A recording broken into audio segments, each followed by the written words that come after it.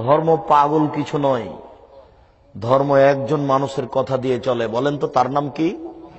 তিনি হচ্ছেন মুহাম্মদ সাল্লাল্লাহু আলাইহি সাল্লাম। এই কথাটা সবসময় মনে রাখবেন।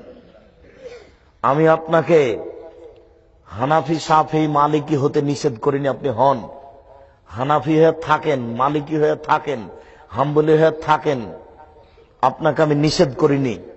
কিন্তু বিচারের মাঠে যখন আপনি বলবেন আমার ইমাম আবু হানিফা রাহিমাহুল্লাহ, তখন যদি উনি বলেন না না না না আমি কাউকে এই কথা বলিনি, আমাকে মেনে চলো এই কথা আমি কাউকে বলিনি, যদি এরকম বলেন তাহলে কি হবে? আপনি যদি বলেন আমি ইমাম শাফিকে মানি, উনি যদি বিচারের মাঠে না খরচ করেন তাহলে কি হবে? এই জন্য পৃথিবীতে একজন মানুষকে মাথায় রাখবেন, যার নাম মুহাম্মদ সাল্লাল্লাহু আলাইহি সাল্লাম। লাভ হোক আর লস হোক, বেশি কিছু করার দরকার নেই। ফরজ সালাত আদায় করেন, রমজান মাসের সিয়াম পালন করেন, রোজা, রমজান মাসের সিয়াম পালন করেন, আর যাকাত ক্ষমতা হলে দেন, টাকা হলে হজ করতে যায়েন, জান্নাত হবে ইনশাআল্লাহ। একটা লোক আল্লাহ রাসূলের কাছে এসে বলছেন দুল্লানি আমালেন ইলা আমিলতু দাখালতুল জান্নাতা।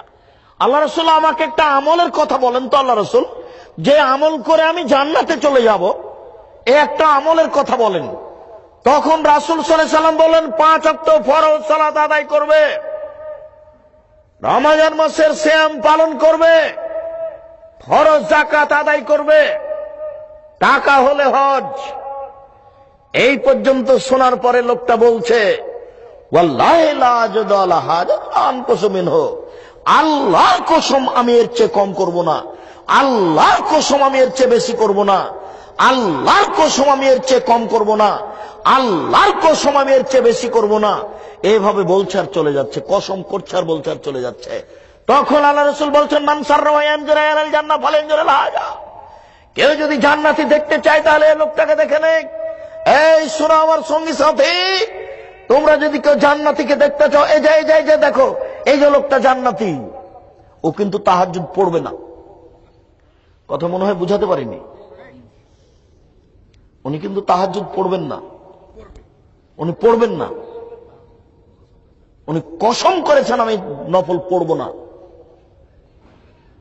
5 ওয়াক্ত সালাতের সাথে যে 12 রাকাত সুন্নাত আছে এটা উনি পড়বেন না।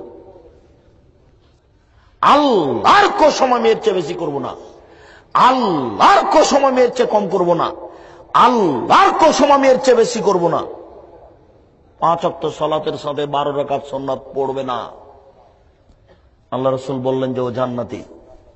শুনুন, ইবাদত কম হোক তবু জান বাঁচবে, একজন মানুষের নীতিতে হোক, যার নাম মুহাম্মদ সাল্লাল্লাহু আলাইহি সাল্লাম।